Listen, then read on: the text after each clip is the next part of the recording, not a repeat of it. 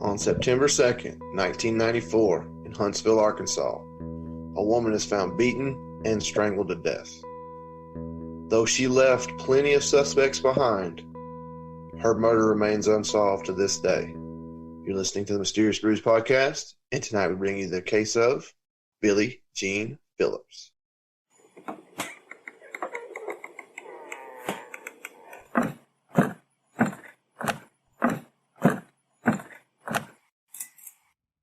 Welcome to a deep, dark, dank, moist, extremely wet basement somewhere in the bowels of Georgia.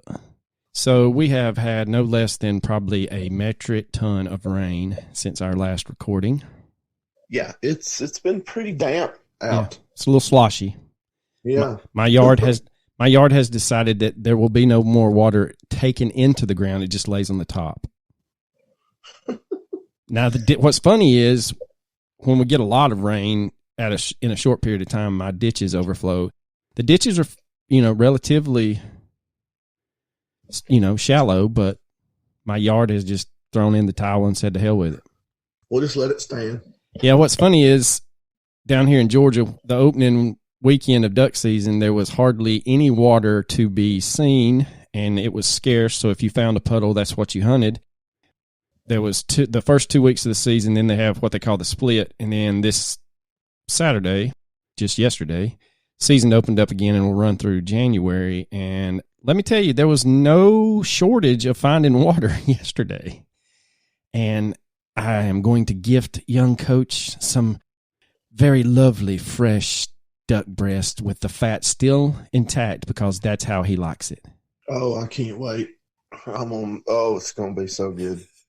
Yeah, I'm giving you two different species. You'll have to report back to the people which species you like to eat the best. Hell, I like that duck. And then that one is good too.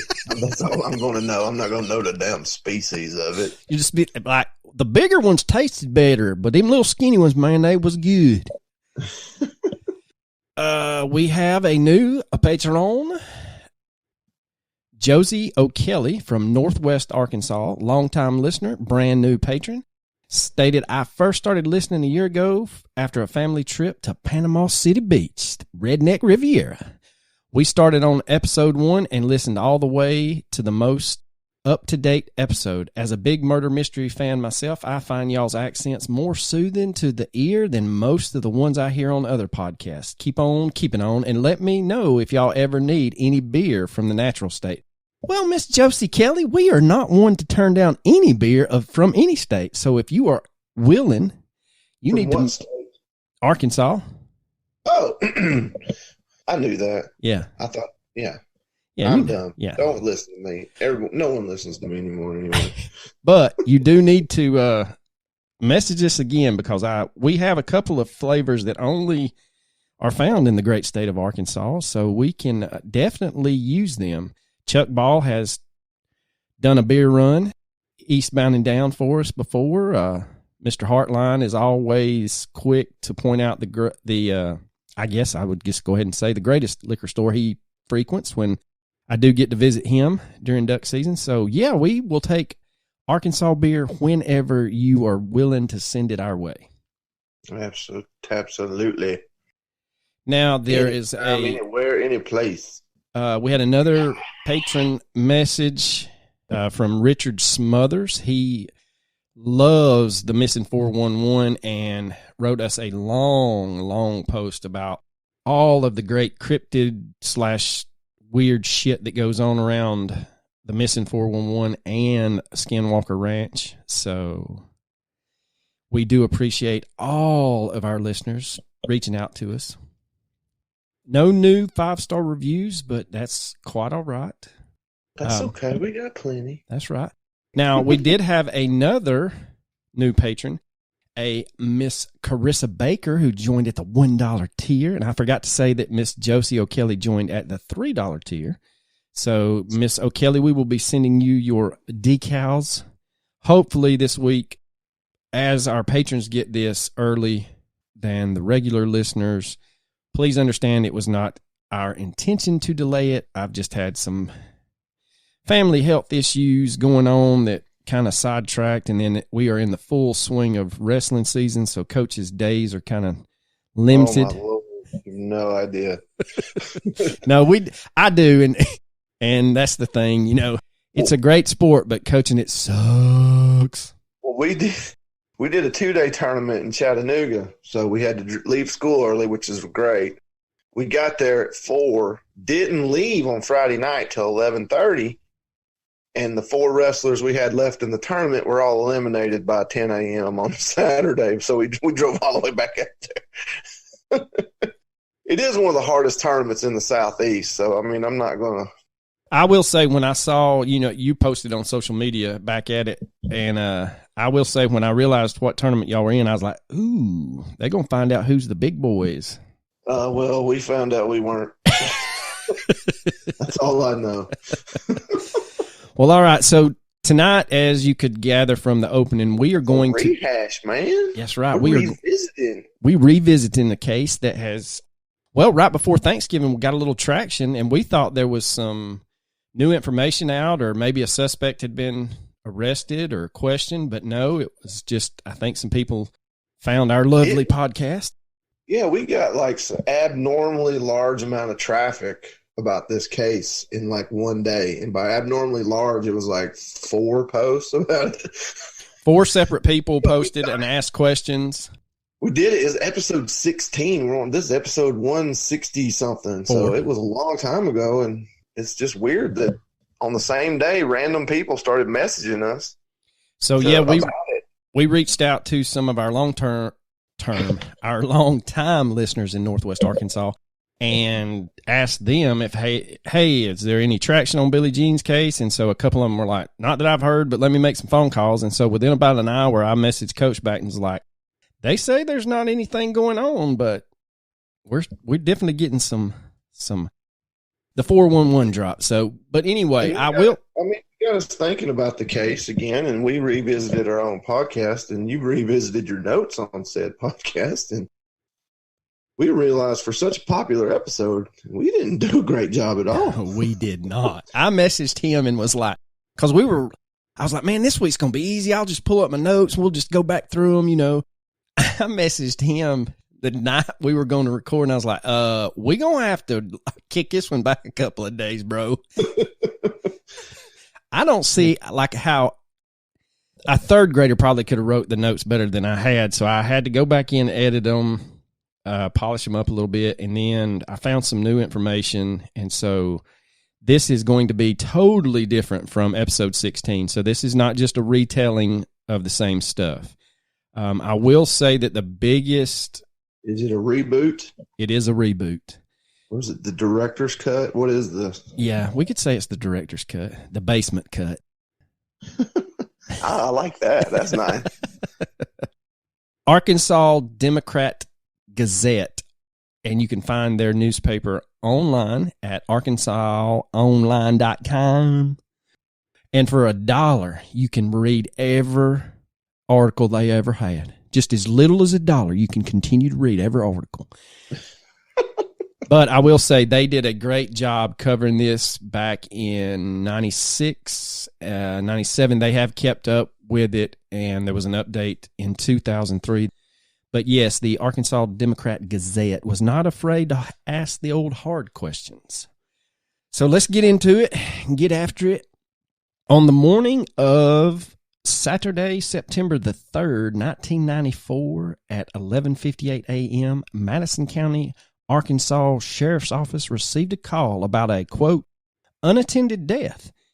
Now, the sheriff of the county, one infamously known Mr. Ralph Baker, was squirrel hunting when he heard the radio call go out.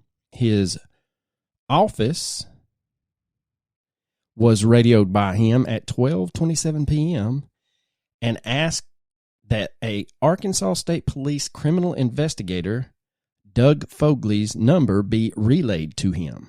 Sheriff Baker then contacts Doug Fogley's number, and according to bystanders at the time of the phone call, this was the transcript. Sheriff Baker says, Billie Phillips is dead, and Fogley's like, so? And Baker says, Billie Phillips, God damn it, Rusty Kane's been fucking her. Rusty could be a goddamn suspect. How do you keep the deputy prosecuting attorney out of the crime scene?" And hung up on the Arkansas state investigator. So to say, what? Yeah. What do you mean, so? So to say that Sheriff Baker was a little concerned is an understatement. This little snippet of a conversation would be so telling when we get into this case, because Deputy Danny Livermore happened to be the first officer on the scene, and by the time he shows up, Rusty Kane, who is the prosecuting attorney for Madison County, along with Billie Jean's brother and Billie Jean's sister, had all been at the house for at least 10 minutes, according to Livermore. Now, we will get into something later that says they were there a lot longer than 10 minutes. Now, Deputy Livermore would find the body of Billie Jean lying against a wall. The bedroom in which she was found was splattered with blood, and her son's T-ball bat was lying on the bed. It had been used to beat Billie Jean with, fracturing her skull. Now, the murderer had used such force that the bat had splintered. And some very large amounts of rage in this killing. Now, according to the toxicology screening, meth was found in Billie's bloodstream. Now, hold on to that because we'll get back to that later. It kind of indicates when said meth was ingested. Now, if anybody from Northwest Arkansas has been living under a rock most of their life and don't know who Sheriff Ralph Baker is, you really need to research him. There is a book. When you have your own book, yes, tell-all book written about your life and your exploits and how you abused your office, you didn't really. Man's infamous. Let's just say that. Yes, he was at one time the longest-running sheriff in the state of Arkansas. And we have kicked around the idea of doing a Sheriff Ralph Baker episode, but the information will mostly come from the book When Money Grew on Trees, as well as some other telling cases that may have occurred in there. We have a private investigator up there in Northwest Arkansas that goes by Billy Bale, and he has reached out. Well, actually, he's reached out about another case that he's working on that we may kind of tease for him. He's going to start a serial podcast on that, but he said that he's got plenty of stories, so we are kicking around that idea. But getting back to Billie Jean's case, the sheriff's office conducted its investigation, and Sheriff Baker and the state investigator, Mr. Fogley, would allow Rusty Kane to enter and exit the residence for a total of 4 hours after Deputy Livermore had arrived. Others at the scene would notice Kane having bloodstains on his shoes, a vacuum cleaner left in the middle of the bedroom with the bag missing, a black case protruding from under Billie's dresser, along with the upstairs loft bed that was unmade, with the curtain pulled over the curtain rod so as to have a clear line of sight from upstairs. Now, Billie's family would state that no one, to their recollection, had ever used that bedroom up there. The sheets were never collected as evidence. Now, 1 week later, a good old Rusty is fired for interfering in the investigation. That'll do it. Airtime. Yeah, airtime. A year and a half after Billie's death, her case was assigned to a special prosecutor who was said to have been a private investigator and an ex-FBI agent.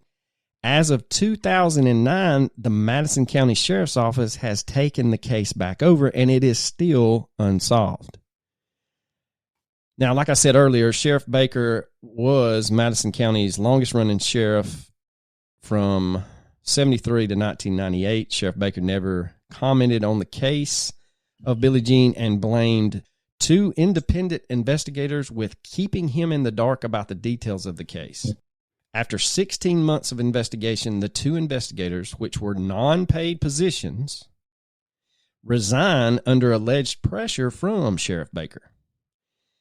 Jack D. Knox, a retired FBI agent of 29 years and one of the two special investigators, states that the prosecuting attorney at the time, Terry Jones of Fayetteville, Arkansas, told him not to investigate allegations of corruption against any local law enforcement official and not to take any of the evidence to the FBI. Knox would go on to state that Baker and Fogley took back over the investigation. Knox deleted references to confidential sources he stated were afraid for their safety and gave Jones his notes on September the 29th. Now, Jones would immediately take them to the FBI, and a week later, Knox turns over his unredacted notes to special agent in charge of operations in Arkansas, Mr. either I.C. Smith or L.C. Smith. And here's the thing. If you're going to use someone's initials as their name, don't use a font that makes the L look like an I if it's an L. One of my little pet peeves. Come on, man. Pick your battles, dude. That's the hill you're standing on. It's the hill I'm going to die on today. You're going down that hill today? I'm going with don't use Arial and don't use Calibri. I'm telling you, no, man. Comic Sans, bro. Don't use Comic Sans. Or Times New Roman. I mean, what's wrong with Times New Roman? Don't you get me started. Oh, now Rusty Kane's attorney, John Lyle, had pushed for a year for an official FBI investigation of the county's drug trafficking problem and its ties to the murder. Now, Everett and Knox said problems with Baker reached the breaking point when they developed fresh leads involving the drug scene. At the heart of the confrontation over the drugs, investigators said, was Baker's reluctance to bring in a Madison County man for DNA testing, a man repeatedly identified as a meth dealer during Arkansas Democrat Gazette interviews. So we get into, there's a couple of high points in this investigation. And like I said earlier, the Gazette did a great job with really keeping this case in the media. Now, they would go on to interview over 130 people that included Northwest Arkansas lawmen and government officials, prison inmates, former and current Madison County drug dealers, and the friends and family of Billie Jean's. Most people only spoke reluctantly on the basis of anonymity. Almost everyone expressed an enigmatic fear of Sheriff Ralph Baker. Now, the Gazette uncovered dozens of court cases and other records, including documents detailing a past crime, a beating, and more than 40 land transactions involving Sheriff Baker. Now, Billie Jean was rumored to have paid off the drug debts of her brother, Robert McKnight.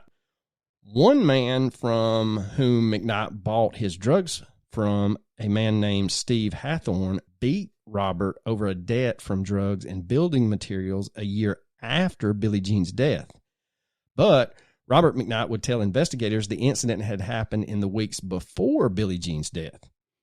Now, investigators Everett and Knox asked that Hathorne be required to undergo the DNA testing, a request they said was the one that I previously referenced, where Baker just flatly told them they just needed to quit investigating. Hathorne, however, was finally tested on September the 22nd, more than 6 weeks after Everett and Knox were off the case. So there's a little bit of a home field advantage, I think, getting arrested in Madison County. And one former drug dealer, early considered a suspect in Billie Jean's murder, says he was involved in plans with Hathorne, Dennis Cords, Rory Allen Gregory, and Joe Benton Head to build a meth lab in a cave that just so happened to neighbor Billie Jean's house. Cords and a private investigator who helped him escape from the Washington County Jail were later convicted of building the biggest meth lab in U.S. history, and Gregory has been convicted of attempting to manufacture methamphetamine and possession of drug paraphernalia. In 1997, federal agents were seeking to interview Cords about Billie Jean's death. Now, Rusty Kane worked as both a private attorney and a public official in a fatal automobile accident involving Billie Jean, with whom he began a long-running affair with in the early 80s. That'd be the 1980s for you millennials out there. I think they're like Gen Zs now. I don't know. Shit, my son said something Are today. we too old to know the generation? Yeah, I just don't give a shit. But my son said something today about, you mean back in the 1900s? And I just kind of looked at him like, I will slap you. Oh. Yeah. Well, no, knowing how I know your son, he probably needs a good slapping anyway, but definitely for something like that. Yeah. He slotted me. I'm going to have to slap that mouth. Now, Sheriff Baker was known to sometimes carry in his personal vehicle drugs that he had seized as evidence. As a teenager, his daughter, which we could do another episode on just her, a Miss Patricia Baker, and her friend. We need to just do a break off, just call Arkansas Brews. I know we've talked about that a few times, but man, there's a lot of messed up stuff goes on in Arkansas. We could cover it all that we cover here, too. We could cover murders, mysteries, and the mayhem, all just in the great state of Arkansas. And we've done so many things from Arkansas. We still haven't done Boys on the Tracks or West Memphis. Or even Mena. I mean, hell, that one's a 3 or 4 episode right there. Yep. We hadn't even touched the Dixie Mafia in the great state of Arkansas either. We ain't touching the Dixie Mafia in the great state of Georgia either, because I like standing upright. I don't know anything about any type of Dixie Mafia. I don't think that's the actual thing. Just want to go on record, state that. And if they are, I'm sure they're doing great. If they do exist, I'm sure they're doing great things for their community, and I will not stand here while you sully their good name. Please direct all hate mail to Arlo. All right, so Sheriff Baker was known, like I said, to carry some drugs that he supposedly seized as evidence. Well, his daughter, Patricia Baker, and her friend Sandra Harp just happened to find some of those in the glove box of the sheriff's truck one evening. And on March 2nd, 1977, old Patricia and Sandra, they got high as a kite, or as a guy that we used to work with said, they were higher than a giraffe's ass. Now, the two would state that the marijuana that they smoked that night, having only smoked 2 joints, got them higher than they had ever been off of smoking just 2 joints. And they got into a wreck, and they called Daddy, and Sheriff Baker comes and removes the drugs from his truck after the accident. There were no criminal charges filed, despite the fact that Sheriff Baker would acknowledge it later that his daughter had perjured herself, giving pretrial testimony in a civil suit that was later filed. Now, contrary to accepted practices among state and local police agencies, Sheriff Baker maintains that he does not keep any inventory of drugs or other evidence seized by his office.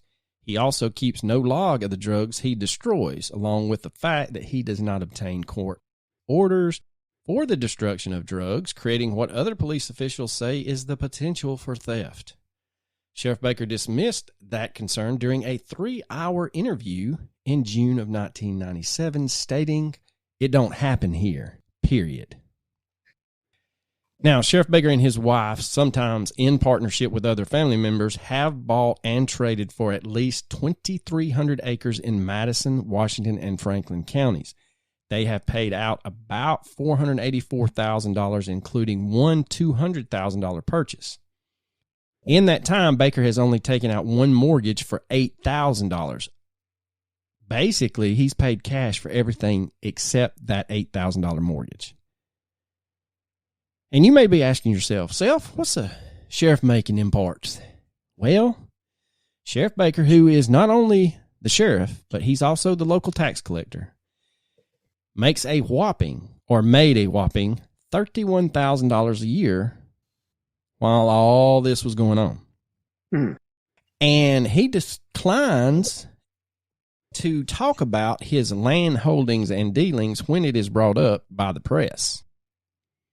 And you may be asking yourself, Self, what the hell does this have to do with anything that in a murder? Well, we're trying to lay the groundwork that Billie Jean ran in circles that were not always on the up and up. And so we're giving you the old character backstories for just about everyone involved. And we promise that we will get back to her and the fuckery afoot in her investigation.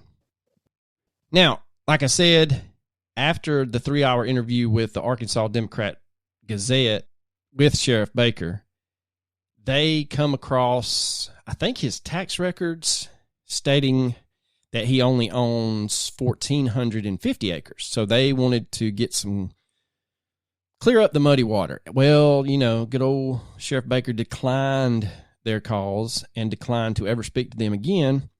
But according to the tax records they found, he owns not only close to 1,500 acres, he also owns a Chevrolet Corvette, a Honda Acura, 2 Harley-Davidson motorcycles, 5 trucks, and 19 head of cattle. And that 91 black Corvette has a personal license plate that bears the name Booger One. Did you say Booger One? Oh, that's classy, man. I bet that is. Yeah, I got a story about young Sheriff Baker here in a little bit that'll make it even classier. So, but anyway, the father of a drug dealer in Madison County says he gave Sheriff Ralph Baker 2 envelopes containing a total of $1,200 in hopes of easing his son's punishment after a 1986 arrest. Tales of payoffs are the main rumor in Madison County and the surrounding area. Now, a former Madison County oil man, F.M. Miner, said he later negotiated through a Fayetteville attorney to pay another $10,000 to the Madison County Drug Eradication Fund to ensure that his son, Marshall Craig Miner, would not be sent to jail as a habitual felon. With at least 4 prior convictions involving drugs and violence, Miner got 4 years of unsupervised probation after a 1995 seizure of drugs and drug paraphernalia from his Madison County farm. Unsupervised. That's insane. On his 5th arrest. So he should have been labeled a habitual violator, and all of them other should have been pounded on top of him. He should have been looking at 20 years at least. But no. Yeah, I mean, unsupervised means he didn't have to pay fines, he didn't have to pay fees, he may have to pay a fine, but he didn't have to pay fees, he didn't have to see his probation officer. That's insane. Didn't have to piss in a cup, didn't have to take drug tests, blood tests, hair samples, nothing.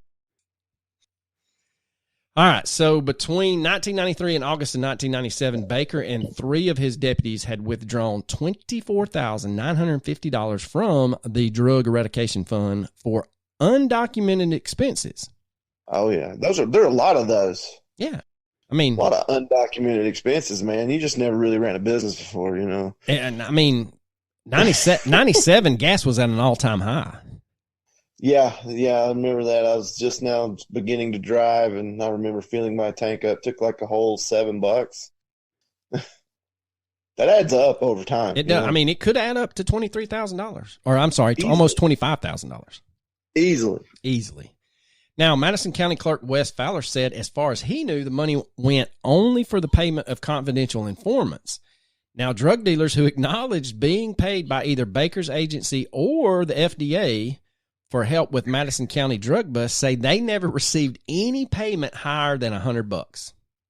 And that if they did receive a payment for $100, those payments only occurred a few times a year. Right. So I only got a payment of $100, but only got that payment, 75 times. Yeah, but from what I can gather, some of the bigwig drug dealers only were asked like 2 or 3 times a year, so they made $200-300 ratting out people.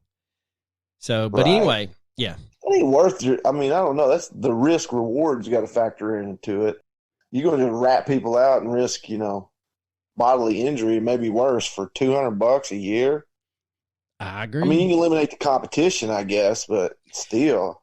Yeah, I don't know. But the Gazette would go on and find Baker's internal records showing that Baker and Chief Deputy Steve Treat paid a total of $835 to drug enforcements between the same years, 1993 and 1997, and those amounts only ranged from $25 to $125 per payment. Man, if I was getting the $25, I'd be so jealous of the $125 guy. Like, what information he got I don't got, man? If I knew they had taken out close to 25 grand and they was only giving me $100, I'd be upset.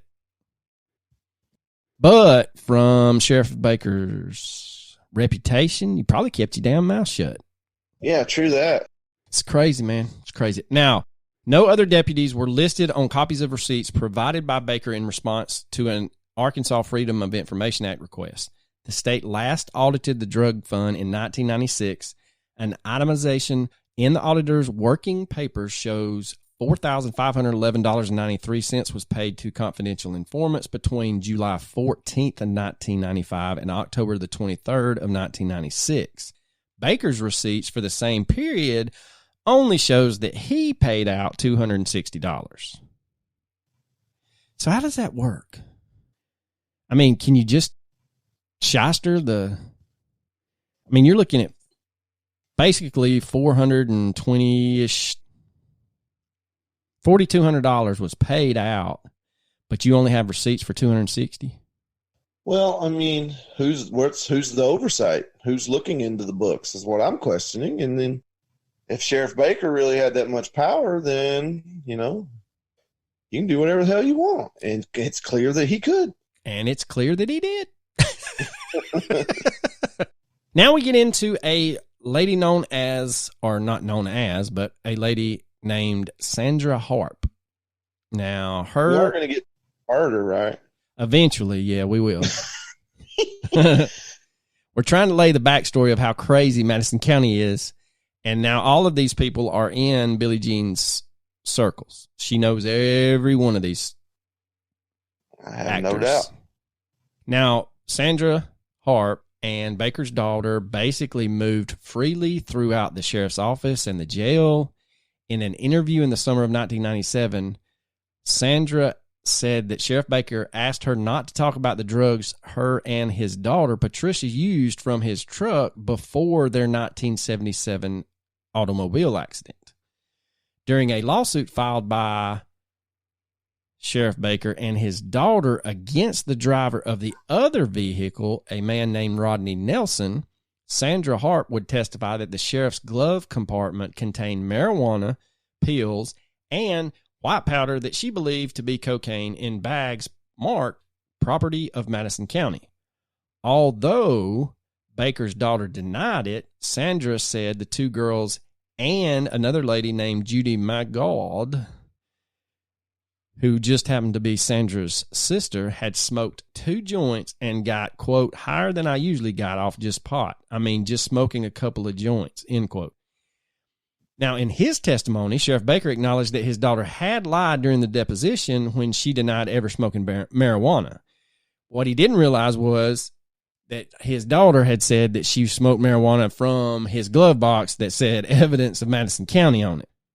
Not only did she perjure herself, she kind of perjured him. Now, a jury would reject claims that Patricia Baker and Rodney Nelson each made that the other had crossed the center line on Arkansas 23, a mile north of Huntsville near Withrow Springs State Park. Sheriff Baker said in a June 1997 interview that he had probably put the drugs into his truck to drive to the state crime lab in Little Rock for testing. Sure. I mean, he's not going to put them in his official police vehicle. He'll just put them in his pickup truck and take his truck. Anyway, Sandra Harp's insistence that he admonished her to keep her silent is said to have warranted the reply of Sheriff Baker, and he said, quote, "That's bullshit," end quote. Now, Sandra's relationship with the sheriff followed her into adulthood, and she was a convicted thief and drug dealer. And at the time the expose in the Gazette came out, which I think was in 96 or 97, she was 34, and she said she refused when Sheriff Baker asked her to set up his former son-in-law in a drug deal during a 1994 custody fight over the sheriff's granddaughter. Now, Sheriff Baker acknowledged that his former son-in-law may have been on a list of suspects he sought Sandra's help in catching, but that's as far as he would say. Sandra said she then became entangled with the sheriff once again when she just happened to steal $80,000 from a home in the community of Hilltop. I mean, that'll usually get you. Dude, that happens, man. Yeah, I mean, you just look around and you walk out with a glass. You walk out with a glass, and all of a sudden, you've stolen $80,000. I mean, if they didn't want you to steal it, why would it be there? Why is it not nailed down? Yeah, I mean, they just got $80,000 lying around. I mean, she was doing them a favor. They wasn't using it. She just took it. Yeah, I mean, clearly they weren't using it. It was sitting there. Yeah. The sarcasm is very thick this year. I don't know what you're saying, bro. I'm being real. I'm not being sarcastic. He keeping it for real. Not just for real, but he keeping it for real. Now, Sandra was already on probation for stolen property and drug convictions in Benton County when her and her former husband, Roger Dale Harp, and another couple decided to break into John Trudeau's house on October the 1st, 1995. Trudeau just happened to be at the hospital at the time of the break-in. Now, Sandra was sentenced on May 14th, 1996 to 7 years in prison after pleading guilty to burglary, theft of property, and possession of drug paraphernalia. Now, she said that paraphernalia charge, that was just incidental. She just happened to have her pipe on her.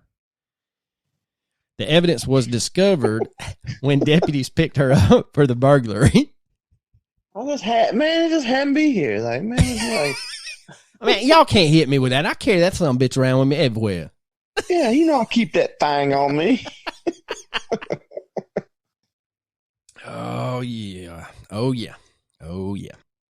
She goes on to state, quote, I was dealing drugs over there for years and years and years and was never busted for drugs in Madison County. But I happened to steal some stuff in Benton County and I get arrested.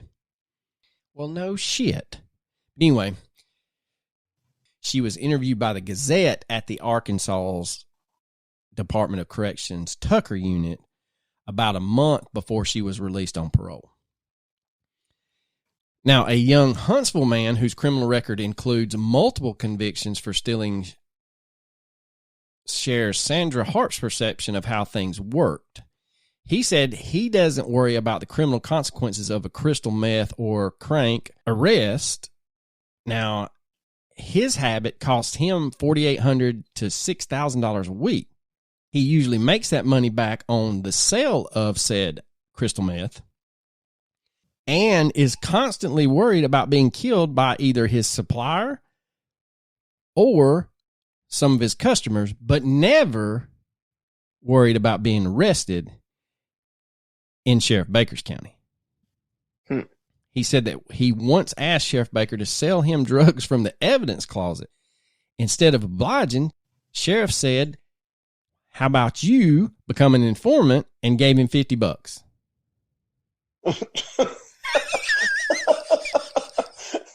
Nah, man, I can't say drugs out of this. But I can give you cash payment if you... Oh, man, I think it would have been so much better if he did actually sell the drugs out of the evidence lockers. Like, oh, man, come on back. We got your pick, bro. Yeah, come on, man. You tell me what you want. It's like Walmart. You just pick it. I'll tell you. I'll write you a receipt. That's how Walmart got started in Arkansas, ain't it? Yeah, that's exactly how it got started. Started selling drugs and like, take your pick, man. Yeah. Now, this man who is not been given a name because of his anonymity said, homebodies don't get in much trouble unless you're kicking down doors. Then Ralph Baker put his foot down. Now, during the interview, Sheriff Baker said he aggressively investigates allegations of drug dealing and denied that his county has a meth problem. Quote, since I've been sheriff, we hadn't hardly got any meth at all, he said in a 1997 interview. So we've kind of skirted around about who Sheriff Baker is and some of the things. So I'll give you a little background on Sheriff Baker. And this is just the Reader's Digest version, so keep that in mind. This is not, it is juicy now, but it's not the full 3-course meal that you're looking for. Now, Sheriff Baker was an outlaw before he was a sheriff. A 1958 envelope that once held the details of 2 felonies still sits in the vault of the old courthouse in the neighboring county of Washington. That envelope, it's empty, but a young deputy circuit clerk found a docket sheet detailing the case of the state of Arkansas versus Mr. Ralph Baker and a man named Mr. Eugene Masterson. Now, Ralph pled no contest to burglary and grand larceny charges on April the 2nd, 1958, and drew 2 years in the Arkansas pen. Now, the judge would defer the sentence pending good behavior, and Baker never saw the inside of the prison. Masterson, meanwhile, escaped from jail and was later arrested in Oklahoma, according to Washington County records. Fort Smith lawyer Matthew Horan once investigated the case in connection with a client he was defending. He tracked it back to a break-in at a South Fayetteville auto shop. Now, Sheriff Baker declined to discuss the case, referring all questions to the empty court file. Quote, "I confessed to nothing," he said. Baker was driving a lumber truck and working as a bouncer at the Red Fox Lounge in Springdale when then former Sheriff Fred Crumley made him a deputy in 1971. A year later, Crumley would retire, and Sheriff Baker went on to win the sheriff's office as part of a slate of political newcomers, defeating the Republican Johnny Reed by a slim margin of 2,844 votes to 2,681 votes. Pretty close. Now, it was a curious election, and there was allegations of widespread voter fraud. Now, there was a court fight that reached the Arkansas Supreme Court twice before Republicans would accept the ruling of Circuit Judge W.H. Enfield that there were not enough illegal votes to change the results. Now, keep this little number in your head now. They discarded 79 absentee votes that Democratic campaign worker and then state representative Steve Smith had gathered from the residents of the Meadowview nursing home. But Enfield rejected claims by Republican attorney Erwin L. Davis that Baker and first-term treasurer Bollinger had gotten votes from Oklahomans and people that were not really still alive. Enfield also rejected a 5-page, quote, friend of the court brief filed by William Jefferson Clinton, a young University of Arkansas law professor. Clinton argued that Smith was within the law when he circulated absentee ballots around the nursing home and then mailed them back to the courthouse. Testimony showed that in one precinct, 140 people signed in to vote and 150 ballots were cast. I don't know about where you learn how to do math, but that's 15 more than you put out there.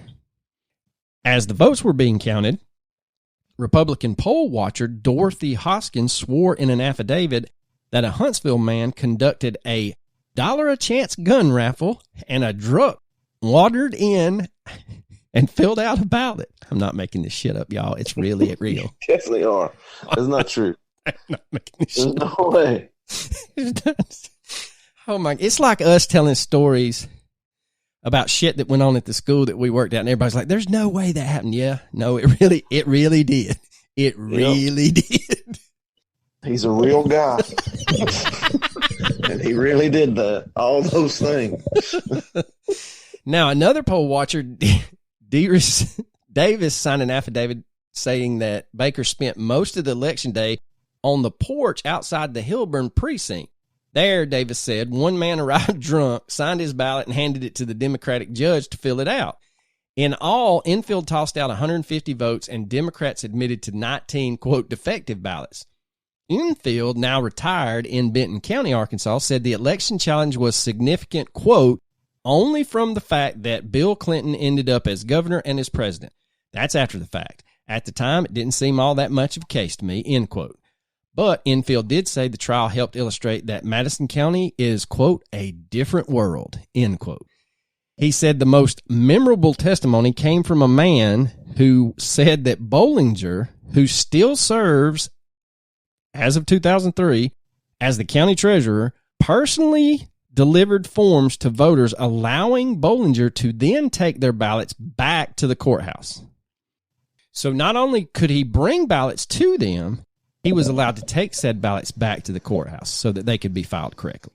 Yes. Sorry. Now, that was perfect, to be honest with you.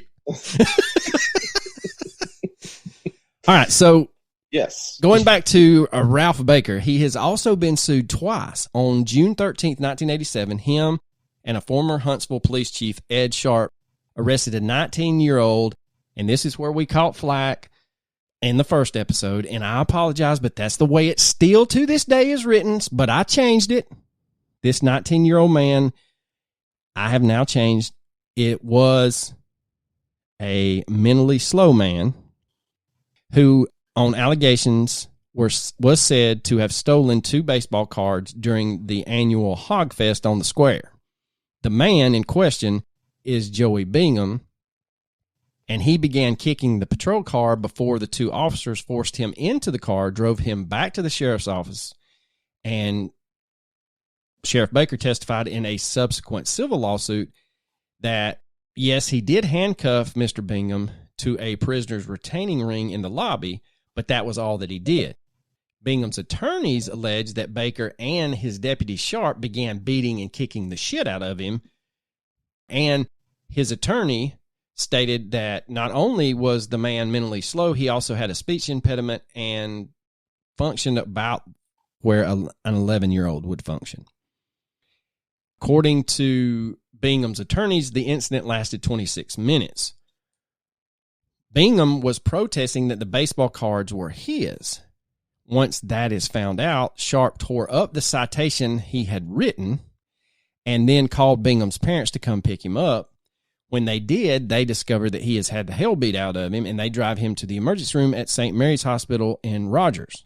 There, a Dr. Tanya Clater notices that Bingham's left ear was swollen, bruised, and scraped. The back of his head and his ribs were very tender, and the tops of both of his feet had red semicircular marks, which Dr. Clater would attribute to boot heels. That's a good assumption.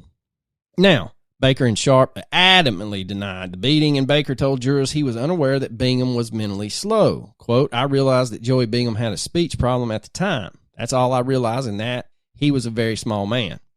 Now, jurors cleared Sharp, but ordered Sheriff Baker to pay Bingham $100,320. The check was issued on June 19, 1989 by a Michigan-based police insurance risk pool company, and with interest, it came to $125,829.76. Now, Bingham's lawyer, Jim Rose III of Fayetteville, was pressing hard during the 2-day trial, and this would give the public a glimpse into Ralph Baker's growing financial holdings. Sheriff Baker testified that he earned a little less than $20,000 a year back then, but that he owned 640 acres of forest and farmland in Madison and Franklin counties and a share of a lake lot in Missouri. Now, Sheriff Baker declines to discuss the Bingham case, but a friend and a fellow law enforcement officer said that Sheriff Baker lost the case because of his choice of clothing. Sheriff Baker was a known Harley enthusiast, and he decided that he was going to wear his biker gear to court. So he wore tan pants, a black shirt, gold chains to a federal courthouse to testify. Sharp, who now works for the U.S. Marshal Service in Fayetteville, also declined to talk about the case. Quote, "I'm not going to give you the time of day, so piss off. I'm retired. I'm alive, and that's the way I plan to be," and turned around and walked off. Now, the other allegation, arrest, whatever you want to look at, was a bachelor party for a federal drug agent that led to another allegation of brutality against Sheriff Baker. Now, Gary Wayne Johnson, a worker at the Wesley Broom Handle Factory, sued Sheriff Baker, Chief Deputy Steve Treat, and former Deputy Steve Corkin, who is now the Huntsville, Arkansas's police chief. Johnson said they beat him up after he interviewed in a squabble between Sheriff Baker and a female employee at Fayetteville's Bottoms Up Club on March 4th, 1993. Johnson, I like it. Johnson, Good name. It's a strong name. I was 2 months from graduating high school when this all went down. Johnson alleged that Baker, the two officers, and an unidentified woman in biker's leathers entered the club with guns and a party ball. And if you don't know what a party ball was back in the early 90s, well, it was a plastic sphere of beer in a box that served as a portable keg. It went flat so fast. But granted, it didn't last long either, to be honest with you. I remember when I was in college, we bought a keg on a Friday so we could drink all weekend for Super Bowl Sunday. Yeah, we had to buy 2 more kegs that weekend. I remember graduating from college buying what I thought, hey, man, we'll just need a pony keg. That's 15 gallons of beer. We ain't going to drink that much in about 4 or 5 hours. In 3 hours, it was gone. Yeah. Yeah. Keg beer sends out, when you tap a keg, it sends out a signal. Most people can't hear it. You just feel it. And believe me, we did it on the second floor of my dorm room, and we're getting people from the first floor, getting people from the next dorm over. They're just like, man, we felt the keg. Like, you guys got cups? We brought our own cups. Don't worry. That was the big thing. You better bring your own cup. All right, so Johnson alleged that Baker, the two officers, and the ladies, they get in there and they start partying with their party ball. They are strapped, and Baker begins arguing with a female employee on behalf of an unidentified woman. So Johnson, not knowing who Baker is, says, why don't you cool down? That's no way for a sheriff to be acting. Well, Johnson says that then Corkin invited him outside, and as they are moving towards the front door, he said that Baker hits him in the face, and then he was pushed back inside the club where Deputy Treat hits him in the face, and management of the club breaks up the fight. Johnson would go on to the hospital, and there was no arrest made. Now, one of Baker's fellow partygoers said recently that Johnson started the incident by attacking Corkin, and that Baker had not even been at the club yet. But in a pretrial testimony, the club owner, A1 Jenny Ward, cited 3 separate incidences involving Sheriff Baker that night. She said Baker and the other police officers were there to celebrate the marriage of drug enforcement agent Lance King. The celebration got so rowdy that she had to shut the club down. Johnson would drop his lawsuit 12 days before it was supposed to go to trial, saying that his family could not stand the stress. His attorney would tell the court that he was, quote, personally disappointed with Johnson's decision. Quote, we do not believe our case is less viable than we thought all along. We are more convinced than ever that we have a lawsuit against these 3 defendants, end quote. So, circling back, I know we've gone on a wide arc. Madison County is also known as Booger County, and that's where the old Booger 1 license plate comes from. It is, despite what Sheriff Baker says, known for its crank or crystal meth, because they were getting it from California and Mexico, but they was also brewing. They used to drive it up in motorcycle crankshafts. That's where it got its nickname. Where'd you learn that, Cheech? Drug school. Holy shit, I'm crying. Oh, it's true, though. Tell me it ain't. Tell me it ain't. I ain't telling you shit. Oh, God almighty. But Booger County had its own flavor that was supposed to be very well known. And the people of Madison and Newton counties say they knew everybody was selling it. And with a handful of household chemicals and some ingredients used in some hog feed, they could produce a drug that sold for $1,600 to $2,000 an ounce. Good Lord, that's not bad. No, not if you're using hog feed and some stuff you find under your sink. I mean, I'm sure it was not healthy for you. Oh, no. It'd probably rot your teeth out, but I mean, hell, what's you going to need them chompers for? Yeah, they make baby food. Yeah. You got a blender? Hell, mix that shit up. For one drug dealer who operates within a mile of downtown Huntsville, that means raising and spending as much as $6,000 a week. He talked about how he did it in one day, one summer evening. He, in his mid-20s at the time, had graying hair, and by late morning, he had already finished his 7th Budweiser while he was detailing his exploits to reporters.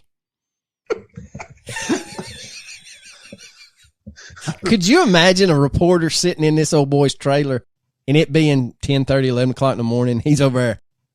It's my 7th one I'm having this morning. I've been up since 9. Got a late start on it. You know, you can't drink all day if you don't drink all day. Yeah, no, you said that wrong. You can't drink all day if you don't start in the morning. That's true. You can't misquote Aristotle like that. I'm sorry. I got tongue-tied halfway through that last section, so I'm just trying to finish this. Now, this genius goes on to say that crank's not his only intoxicant of choice. He made up his own word, too. It's my 7th beer, but I'm good. But, man, this is not my intoxicant of choice, man. I like other intoxicants. Man may drink 7 beers at 9 a.m., but he will not freebase cocaine. He won't do it. I mean, unless it's his birthday, you know, he'll pull out that pop and he'll base. I am sweating my ass off. I have laughed so hard. If anybody knows that, they laughing. If other people that haven't heard that will not know, just get on the YouTube and type Google, that in. I will not freebase cocaine. All right, so back to the old genius here. He says that he knows he will sell enough in a week to support his habit and pick up a little sex with a neighborhood woman along the way. He said he started smoking marijuana at the age of 10, and then he moved to harder drugs when he was 13 and dropped out of school after the 9th grade. And he isn't afraid of being arrested by Sheriff Baker. He says that Baker has told him the rules, but he expects to die by September. He peeks out of the window at each passing car. Quote, "You know you're talking to a dead man." One guy held a shotgun in my face for over an hour last week. He said, "I fucking owed him money, and I didn't. He thought I did. He said I'd be dead by September anyway." The drug dealer, which was still alive as of the October interview that he is giving, said he had no choice but to continue to deal methamphetamine from his family home. Although he has been committed for drug and psychiatric treatment, he said there's no way out of the crank scene. Quote, "All I do all day is sit around this house and wait for them to come. Any minute somebody could pull up here and come for me, but I'm ready for them when they come. I got a pistol back there, and if somebody comes for me, I'm ready." The man isn't married, but has a live-in girlfriend from time to time. They usually leave him when he smokes their share of the crank. He just moves on to the next woman that's willing to trade sex for drugs. And in his little Huntsville drug community, sex is just another form of currency. Good Lord, man. He's not, I mean, you know, when you describe it like that, it don't seem like that bad of a life, you know, when you sugarcoat it like that. Oh, it gets better. You ready? Sit back. Oh, I'm He ready. says, and I quote, "This girl down the street, I got an ounce right now. I'd probably do half of it right away, put the rest up to this afternoon. Then I'd go on, and after supper, I'd probably have that half again and do a quarter. With what's left, I'd cut off one little corner and I'd save it and then do the rest of that. The remaining corner of the day would buy sex with a little return investment about 9 p.m. I'd go down and say, 'Hey, look at what I got, but it's going to cost you.' She'll say, 'Okay, what's left is about $10 worth, and I'll give it to her, but she'll have to give me half of it back.'" He smiles at a 1996 FBI map detailing drug labs seized in Arkansas. It only shows 2 meth labs busted in Benton County. The DEA has identified one of them as the largest in U.S. history, but it shows 7 labs busted in Washington, 1 in Franklin, 1 in Crawford, and 1 in Carroll counties. There are no busts inside Madison County because they don't have a meth problem. That's why. I mean, That's what Sheriff Baker said. Now, the drug dealer said the map doesn't surprise him. Quote, Ralph don't pull up with any bullshit. Ralph don't care if you use drugs. He's told me. If you want to mess your mind up, that's your fault. You go right ahead. End quote. But when you start breaking down doors, that's when Ralph gets mad, and he don't deal with that. All right, so hopefully I've painted a rosy picture for everyone out there. So after an hour and 15 minutes, we about to get into the case? Yeah, after about 45 minutes, but yeah, we're going to get into it. It seems like every bit of an hour and 15. Now, let's get back to our suspects and some motives in Billie Jean's case. Well, we ain't even really talked about how she died or what happened to her. We get into that too, son. You going to give the suspects first? Well, I'm going to give you a little bit of the... Yeah, Martin Scorsese, man. I am today. Now, Rusty Kane and Chick Phillips both were suspects. Rusty, of course, remember, is the prosecuting attorney that was in love with her. And Chick would take the polygraph test within 2 or 3 days of the murder. Both would fail some responses. I know that's a shocker. Now, it would have been nearly impossible, said one investigator, for men who had loved Billie Jean to have denied that they ever entertained thoughts of killing her. A week later, Kane crossed the imaginary line that his boss had drawn for him when he called the state crime lab for information on the case. His role as a Madison County prosecutor ended that day, September 9th, 1994, at 5 p.m. Terry Jones, prosecuting attorney of Fayetteville, who was put in charge of the official investigation into Billie Jean's death, wrote to Kane that day stating, quote, since our phone conversation, the arrow has apparently moved to a critical point. This is my written renunciation of your previously granted authority to prosecute all felonies and misdemeanors in Madison County, Arkansas. Rusty, not going to take it lying down, hires a former state senator, Lyle, and when Terry Jones, the prosecuting attorney of Fayetteville, summons Rusty's wife, Sharon, to his Fayetteville office, where there was a room full of investigators, he proceeds to threaten to charge Miss Kane with perjury on the basis of statements from an earlier conversation the two had had. Lyle would abruptly end the interview and said that Sharon would not be answering any questions, invoking her spousal privilege and her constitutional protection against self-incrimination. Lyle brought in an ex-FBI agent, Richard O'Connell, and his partners, Gary Swearingen and Claude Delow. The four men began an investigation that lasted nearly 2 years and involved interviews of more than 190 witnesses. When he became convinced that the drugs and corruption that we have so duly noted were behind Billie Jean's death, Lyle called in the FBI. His investigators and agents began a series of meetings in October of 1996. Now, Jones's official investigation, meanwhile, ran into several delays at the Arkansas and FBI crime labs, and Fogley, the state police investigator who was working with Sheriff Baker, was repeatedly pulled off the case to follow the trail of the Morgan Nick abduction from Alma in June of 1995. Now, Earl and Edna McKnight, Billie Jean's parents, posted a $25,000 reward, hired their own private investigator, and started a petition to replace Jones as the lead investigator. Jones would address the media and state that he was concerned that Billie Jean's murder may never be solved due to damages at the crime scene and the long list of possible suspects. On March 29th, 1996, saying he wanted to avoid any appearance that he might have a conflict of interest, Jones names Fayetteville attorney John Everett, special prosecutor, and Jack D. Knox, a retired FBI agent of 29 years, as special investigator. Like we stated in the opening, neither would receive a fee. They offered to work for expenses only, and they never sought any reimbursement for those, according to the court. They would resign on August the 7th, 1996, and court records and interviews with investigators and with people that have questioned and tested show the number of suspects during that time has steadily grown. Tests to match DNA found under Billie Jean's fingernails have done little to nothing to narrow the list.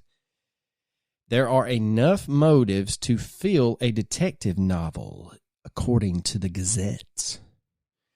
Now, Rusty Kane and his son Trey both have passed DNA tests and talked with investigators. McKnight family members say either one might have been angered when Billie Jean pushed Rusty to get a divorce during the summer of 1994. Now, neither Sharon Kane nor Kane's other son, Blakeney, have been tested. Billie Jean's brother, Robert, and her half-brother, Chris, have both passed DNA tests. Now, they were tested because supposedly, and I still don't understand this, supposedly they were taken from her two brothers and her son in an attempt to rule out their DNA as a piece in the puzzle, because supposedly Billie Jean liked to scratch her back son and would give back scratches to her brothers.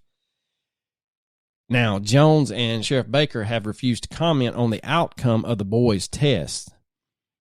Tanya Sharp, the daughter of Randy Sharp, is being sought for questioning. Investigators have questioned Michelle Sudduth, whose husband, Keith Sudduth, was dating Tanya Sharp at the time of the murder. Warren Koger, who owned a Huntsville car wash, clashed with Billie Jean months before her death. She claimed his equipment had scratched her truck. She had it repainted, then sued the car wash owner for the $2,500 bill, and he would go on to tell a mutual friend, quote, "I'd just as soon as see that bitch dead than do business with her," end quote. Koger's father, Larry, a former Huntsville pharmacist, was convicted in 1994 of killing an exotic dancer in Fayetteville and trying to burn her body in a Madison County creek bed. Warren would testify at the trial that the two men discussed how to dispose of the dancer's body. Since he knew Billie Jean and was in love with Billie Jean, he would say have some prior knowledge how to get rid of a body. But, like we said, she was beaten to death and not burned. Now, Billy J. Holt, a 39-year-old tractor mechanic and convicted meth dealer from Huntsville, passed a DNA test. Him and a group of his friends from Huntsville shared drugs and sex at the time of Billie Jean's death, and they all are still a main target of the investigators. Now, witnesses reported they saw bloody clothes in Holt's house in Huntsville the day after Billie Jean's murder, and one of Holt's close associates said she saw a bloody club in the cab of Holt's pickup. Holt adamantly denied the existence of the clothes and said the club was used to kill road-crossing possums. There you go. The club was used. Wait, so you just hop out of your car and chase down a possum? Right. Now, at the time of Billie Jean's death, a group of meth users whose members included her brother, Robert, Billy Holt, Holt's girlfriend, Janet Brand, a man named Del Harp, his new wife, Sandra, Sam Hicks of Harrison, who now faces a plethora of drug charges, and a group of friends from Farmington, Nob Hill, Prairie Grove, and Springdale. The group would spend their days and nights on a steady high fuel of meth. They sold drugs to each other to finance their habits. When they ran out of money, they would steal household goods from each other. And finally, once those were gone, they would steal household goods from outsiders. When their belongings were gone and they were scared to steal anymore around Huntsville, they would move on to the neighboring counties. During their sleepless binges, the group would sometimes seek refuge in the caves in the wildlife management area next to Billie Jean's house. They complained that helicopters and airplanes dogged them, and then would worry when the drugs wore off that they were suffering from delusions. When things got too intense, Pitts would cast spells on her enemies. Pitts, who lived at a Ridgecrest apartment, while Holt and Brand lived across the creek from her in a small house in the woods. Now, Billy Holt, was known as Billy B12 because he used vitamin B12 to cut his drugs with. So you're advertising the fact that your stuff ain't as good as most. Come to me, man. I get that vitamins for you, bruh. You're going to feel good. I'm going to give you some B12. The others in the group, along with Billy and the thriving drug trafficking scene, were going around arrest-free during the months before Billie Jean died. In fact, Billy and Brand worked for the DEA in 94. That went south when Holt, equipped with a body microphone, announced to a target that he was, quote, I'm wearing a wire. I mean, when it comes down to it, it was not until 2 months after the murder that Holt was arrested and charged with 2 counts of delivering meth. The undercover buys by Detective Laney Morris had taken place January 31st and February 22nd, 1994, more than 6 months earlier. Billy Holt would plead the charges down to a single count of meth possession and got 10 years probation. So, on the morning before the murder of Billie Jean, Holt felt comfortable enough about his relationship with local authorities to drag a fight with his wife and girlfriend onto the lawn of the Madison County Courthouse. He wanted sheriff deputies to calm her down. But at 12:38 a.m., according to police records, the couple's day-long fight over money and sex reared its head again. While Holt was being questioned, his girlfriend Brand slapped him. Sheriff's deputies photographed Brand's injuries along with Holt's. Brand was bleeding from a cut on the bridge of her nose, and she had a bruise on her left arm in the shape of a handprint and a scuff on her right elbow. Then deputies checked the couple's records on their computer and found some interesting things about meth. They arrested Brand on a contempt of court citation from Berryville. Huntsville police officer Bill Nelson drove her to the county line, turned her over to Carroll County Sheriff's deputy. But upon taking custody of her, no one mentions her injuries in a report that was filed. Billy Holt, was then booked into the Madison County Jail on an assault charge. He bonded out about 2 hours later. Now, around midnight, the night of the murder, Billy Holt appeared at Pitt's front door, according to a statement taken by Rusty Kane's investigators. A friend from Washington County had a fight with her husband and had brought her 2 children to Pitt's apartment. The woman said she was on the telephone when she heard a knock on the door and spotted Holt through the peephole. She didn't open the door. Holt came to the apartment again the next day and took Pitts to the bedroom to talk. When they came out, quote, Sheila told me she was going to help Billy clean up his house because him and his wife Janet had had a fight and he was afraid she planted drugs on him, end quote. The woman said Pitts told her that night that she had, quote, had to clean up blood and stuff from a fight. She said Pitts gave her a pair of black jeans and some size 3 shirts from Brand's wardrobe. Pitts, Dale Harp, and Sandra Harp all say they went over to Holt's house that afternoon. They deny seeing any blood and say they left when Brand showed up in a truck with her parents. Nevertheless, Pitts is also a focus for investigators. She had pled guilty to possessing meth and just 11 syringes on her after a June 10th, 1996 arrest, and she got 3 years probation. She was arrested again the next year in the summer and accused of selling drugs to an undercover state police officer. Prosecutors have asked that her probation be revoked and a public defender be appointed to her, but no action as of the article in 1996 had been taken. One law enforcement official said charges were filed to pressure Pitts into telling what she knew about Billie Jean's murder.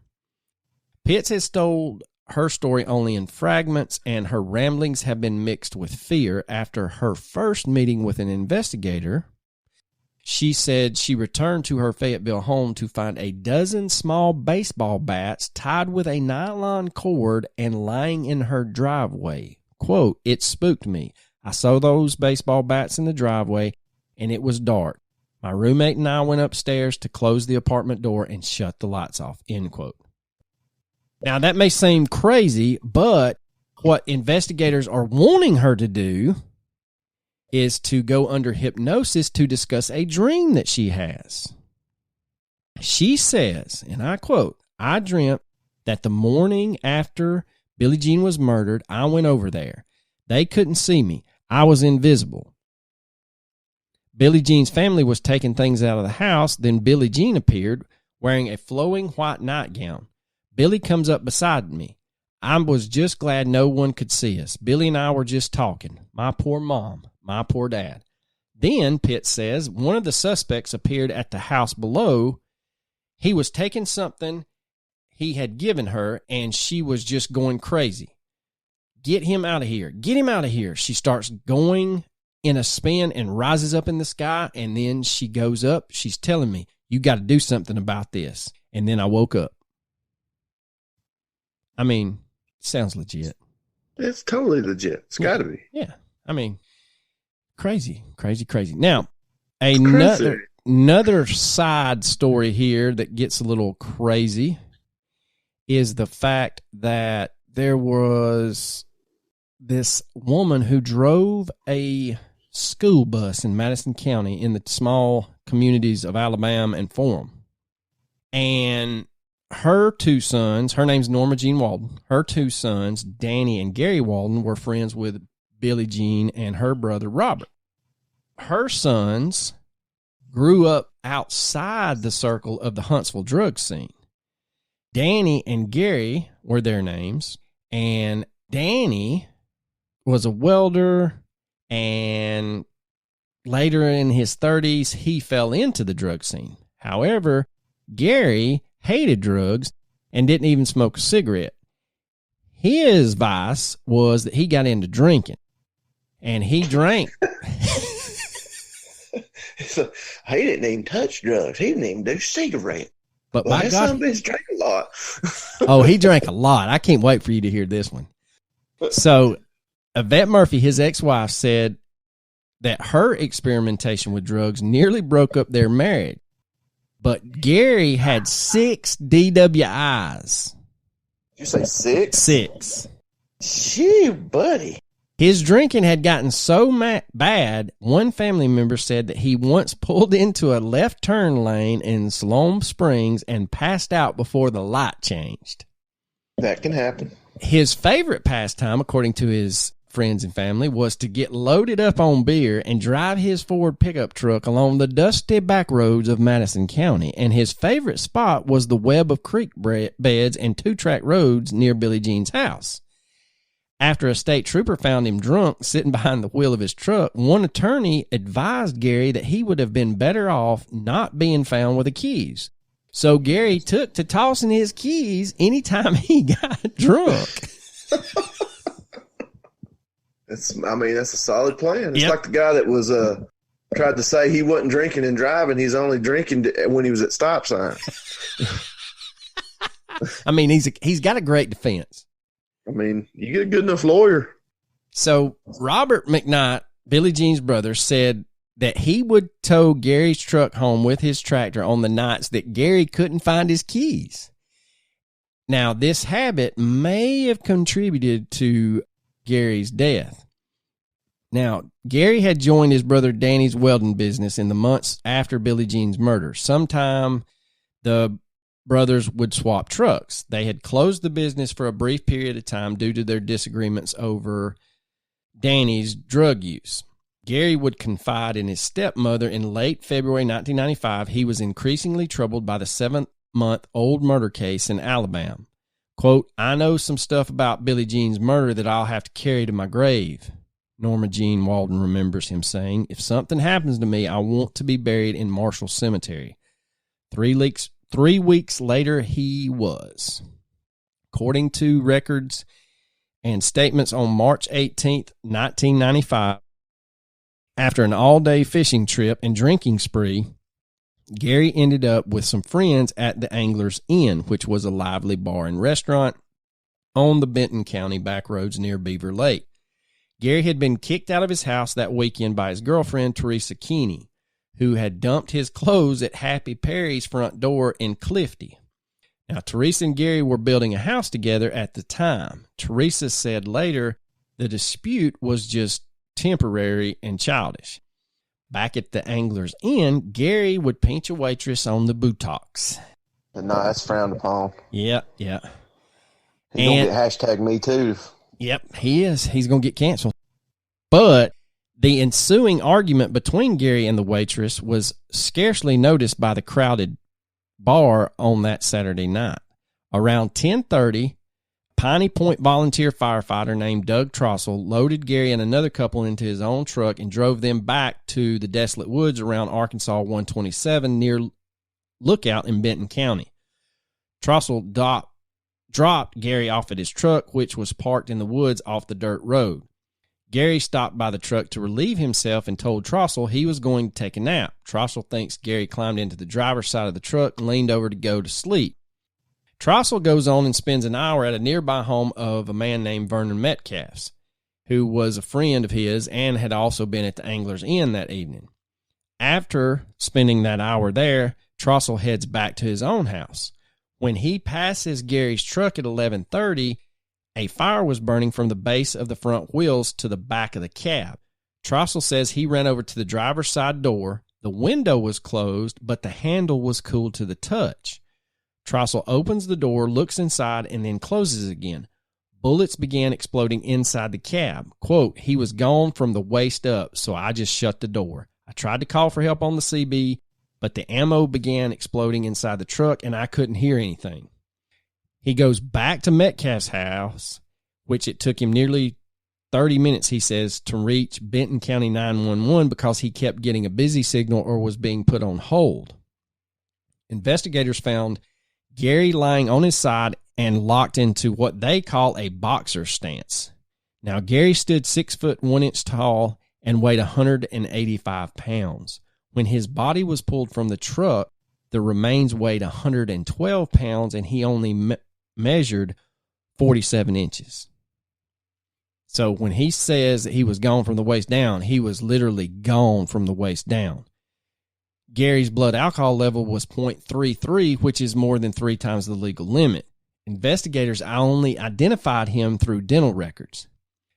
According to Associate Medical Examiner Frank Peretti, Gary died from smoke inhalation. Quote, we really couldn't determine where the point of origin of the fire was, said Sheriff's Captain Sam Blankenship. It was a suspected murder. An autopsy report and investigators' files released by Benton County Sheriff Andy Lee traced the intensity of the fire to an accelerant in the cab. Lab tests identified it as either liquid wrench or a type of charcoal lighter fluid only sold by Safeway and Kroger. The fire burned an arc of 15 to 20 feet into the forest. Sheriff's Office reports indicate that it disintegrated the wiring on the 3/4-ton Ford pickup truck and melted the ignition. Investigators found 4 key rings on the floorboard as if they had been dropped from Gary's pants pockets. The truck keys were never found. Yeah, because he tossed them. I know. You toss them in random places, they're going to get lost eventually. Now, after Trossel passed a polygraph test, Andy Lee's office ruled Gary's death an accident and closed the case. In the file, they included a bulletin from Ford Motor Company warning that the engine mounts on Gary's year of truck were prone to loosen and could cause separations in the fuel line, especially if the truck was driven over rough roads. But Trossel says Lee's findings conflict his years of experience as a firefighter in both Kansas and Arkansas. He said he was dismissed from the Piney Point Fire Department because of Gary's death. But he states, quote, in my opinion, there was a fire set outside the truck and one set inside the truck later. I've been in several car fires, and it doesn't fit with what I've seen. Gary's family would agree with him. Gary Walden's stepmother, his ex-wife, Yvette Murphy, and his natural mother, Shirley McCormick, have all asked Andy Lee to keep investigating, but Captain Blankenship said the case is officially closed and considered an accident pending new information. Quote, it's like something didn't look right. It just wasn't kosher. Things didn't fit, Murphy would say. That's Gary's ex-wife. But he was a drunk and a nobody, and there wasn't anybody there to push it, end quote. Now, Una McKnight, who was Billie Jean's sister, states that on the morning of her death, she knew before she pulled up to the house that Billie Jean was dead. She said she made her way past the laundry room and Billie Jean's child's room, Mackenzie's. and then she goes down a hallway towards her sister's bedroom. She said the odd things in the kitchen is what led her to believe something was afoul. She states that Mackenzie had stayed with his father the night before.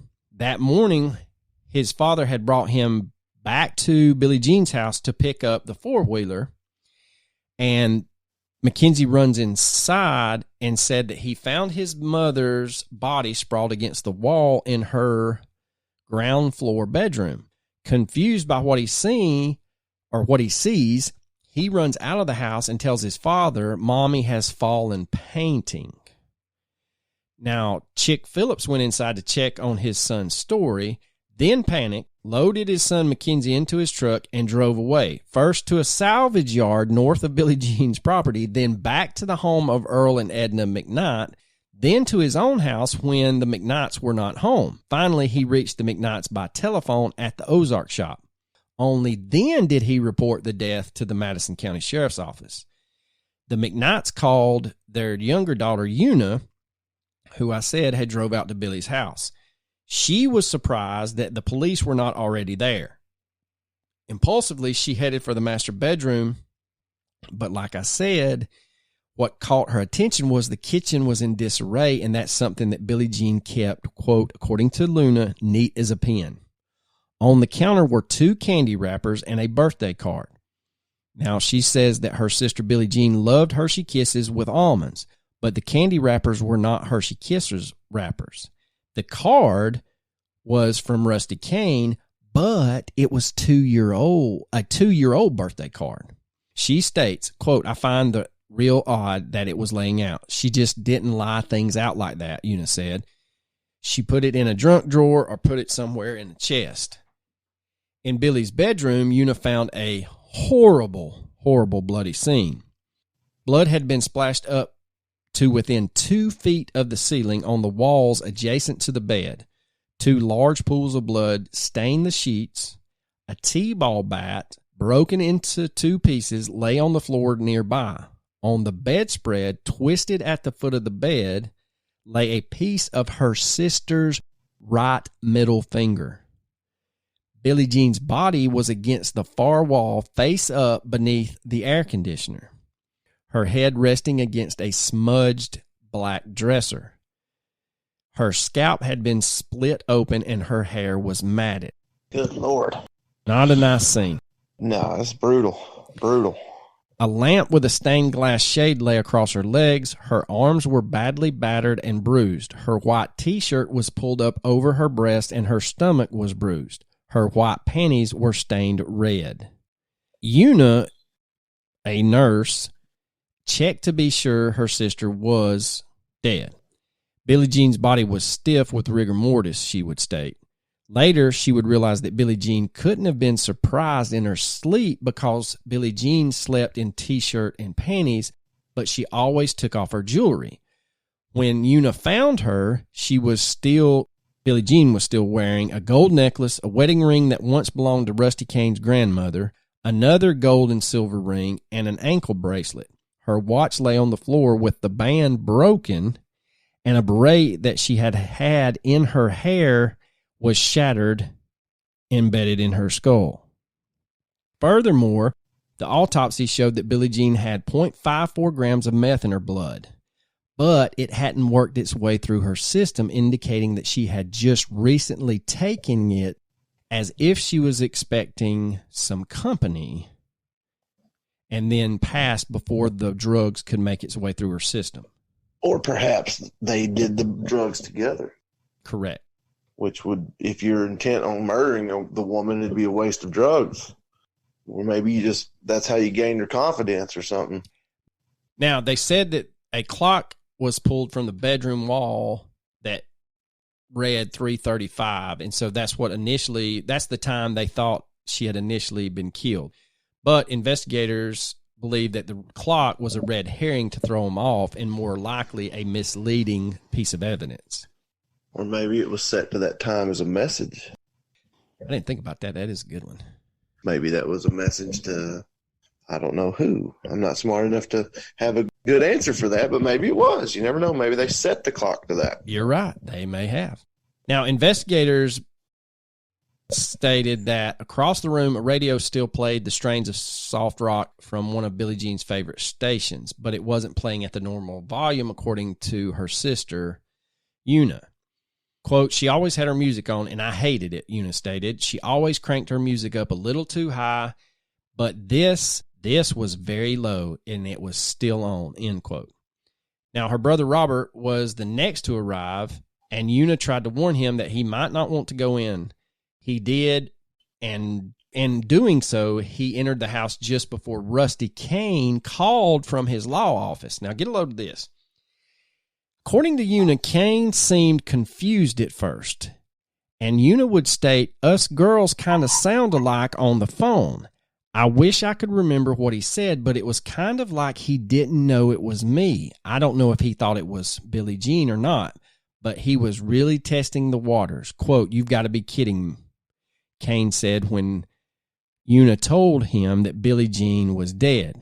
By then, Una says she was crying, and she handed the phone to her brother, and shortly after, her brother would hang up, and a few minutes later, Rusty would arrive. Although he insisted to investigators that he had spent a quiet night at home, Una and Robert testified or told investigators that Rusty showed up red-faced and looked as if he hadn't slept all night. Uncharacteristically, Rusty was wearing old clothing and a gimme cap. Now, I had to look up gimme cap. A gimme cap, according to what I found, is basically a publicity hat that somebody makes and gives out. And I'm thinking in the late 90s, that's probably them foam trucker meshback hats. Or an Ashton Kutcher hat. Yeah. Una states that Rusty tried to enter the bedroom and she ordered him, quote, not to touch Billie Jean. She said she realized then that Rusty could be both the prosecutor in the case and a suspect in the case. Quote, he looked at Billie Jean and stopped. He said, I can't believe someone would do this, Una says. He tried to cry, but he didn't cry. When Deputy Livermore arrived, he would order all three people out into the yard and made Una sign a statement. Rusty turned to speak briefly with Robert, then went back into the house. Now, both Una and Robert say that Rusty entered the home repeatedly that day. That night, State Police Investigator Fogley drove to Rusty's house to pick up his clothing and his shoes. He also took the clothing and shoes of Billie Jean's son's baby daddy, Chick Phillips. The FBI lab in Quantico supposedly found no evidence on the clothing of either to trace back to Billie Jean's residence. But investigators say two police officers on the scene later signed statements that Rusty Kane had wandered the crime scene with spots of blood on his tennis shoes.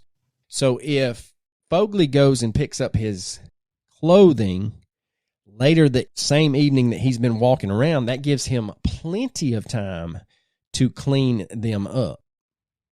Now, Una and Robert McKnight, Billie Jean's parents, say most of Rusty's clothes and his mustache trimmer were gone from the house, Billie Jean's house, that Saturday. The clothing Billie Jean had worn the day before was hanging haphazardly on what had been Rusty's side of the closet.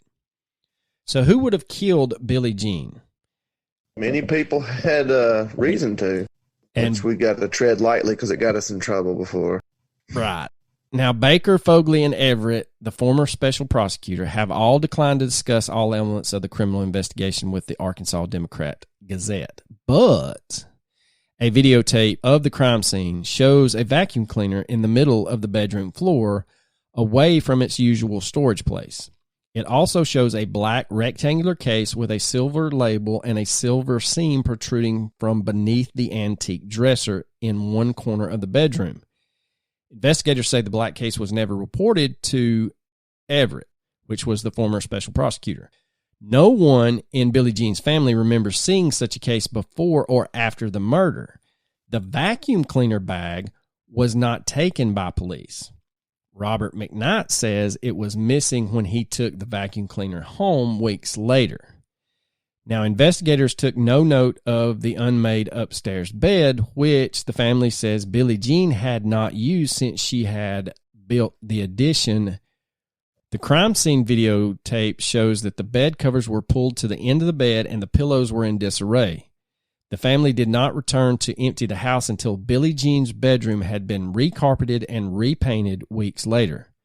By then, someone had gone upstairs and remade the bed. The family would strip the bed and sell the sheets. How you going to sell them sheets? Don't ask me, man.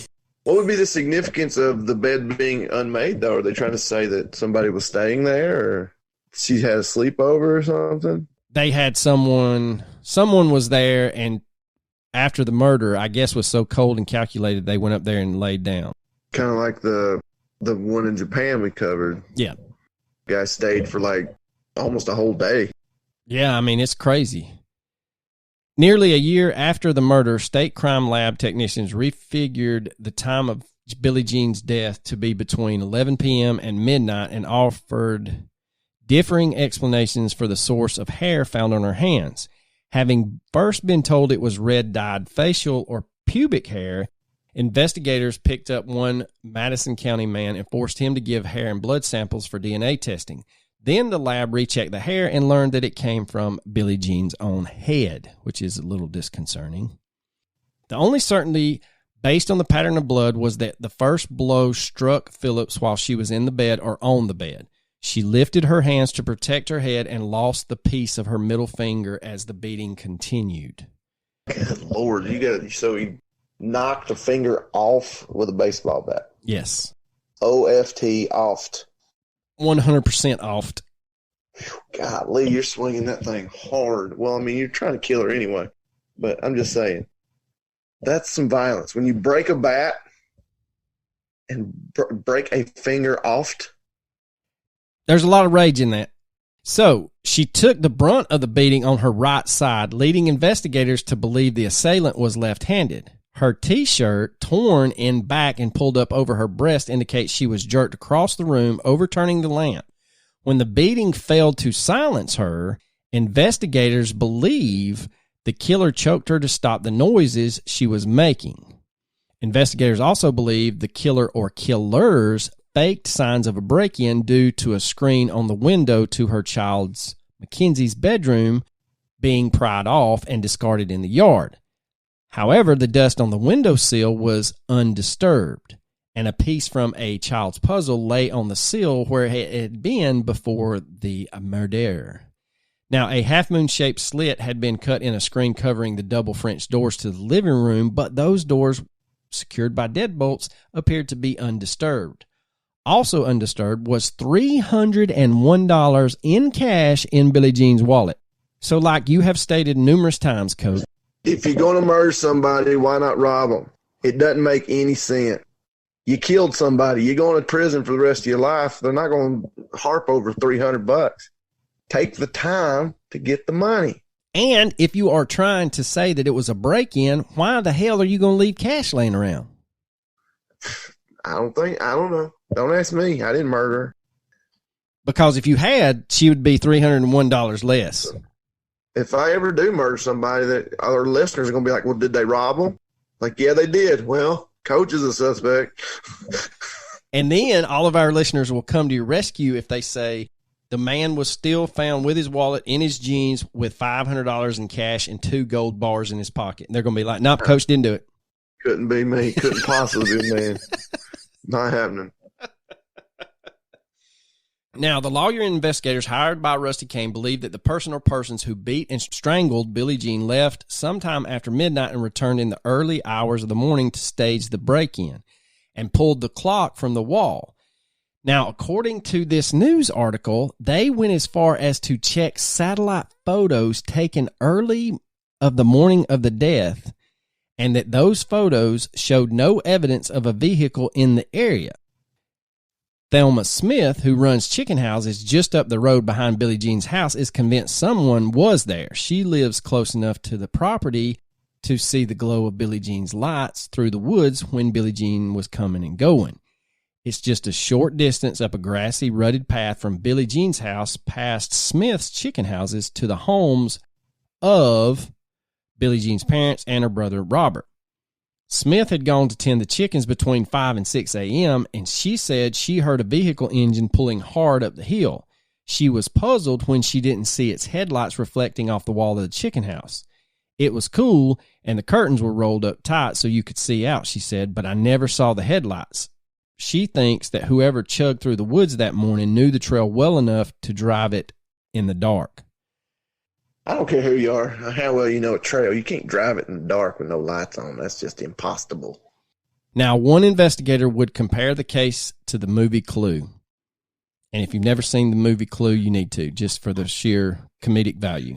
You know what's great about that movie? Like, because I didn't see it in theaters. I was too young. I'm sure you saw it in theaters. I rented it. But you know, if you watch it on DVD or whatever, they show the 3 endings. Right. When it came out in theaters, they just sent one of the endings to various theaters. So like if you saw it in Dallas, it wasn't going to be the same ending as if you saw it in Little Rock. And that's amazing to me. That's awesome. Yes, I did love the fact that it ended, and then you had on the, like, once the credits rolled, they were like, but it could have happened. And then they did the other one. Yeah.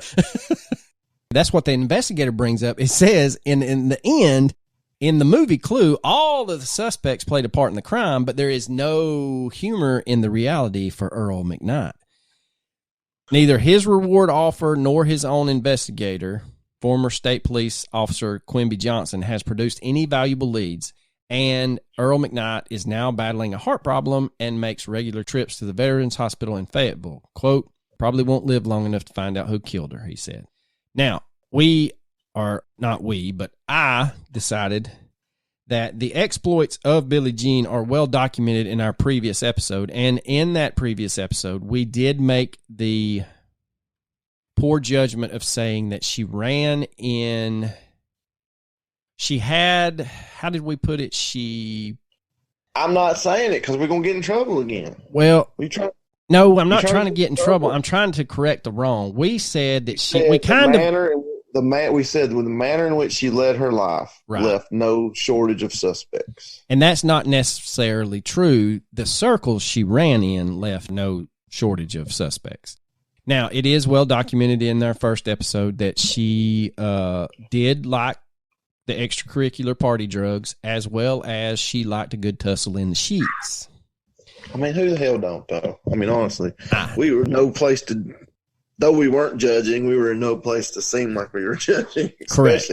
There are stories that we discussed in our first episode that she does. We're about 6 deep than when we were talking about it. I know, that's the only thing that I could equate to my shitty notes when I looked at them, was that we did like to partake in the brews before we got started.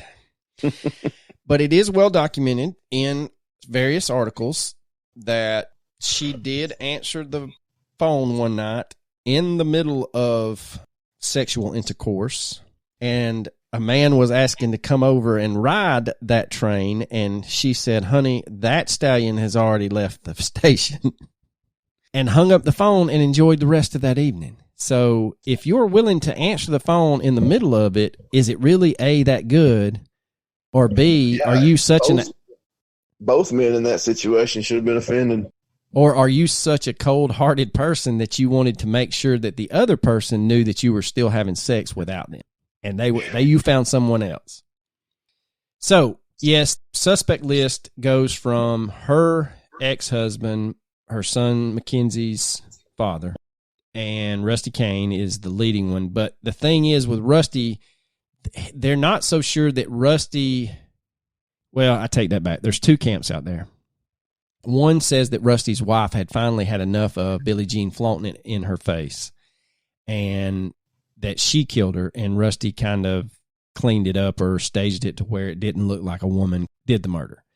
The other camp is that she had something on Rusty, and in a fit of rage, she said that she was going to go somewhere else with someone else, and he loses his shit and snaps.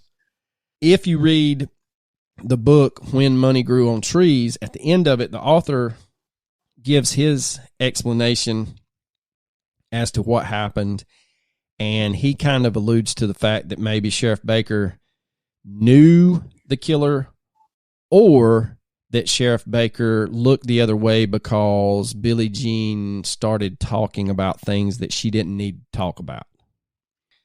So when we say the list of suspects is long, that's why we didn't go into individual suspects, and that's why I chose to give you some background information about things that we didn't cover in the original episode.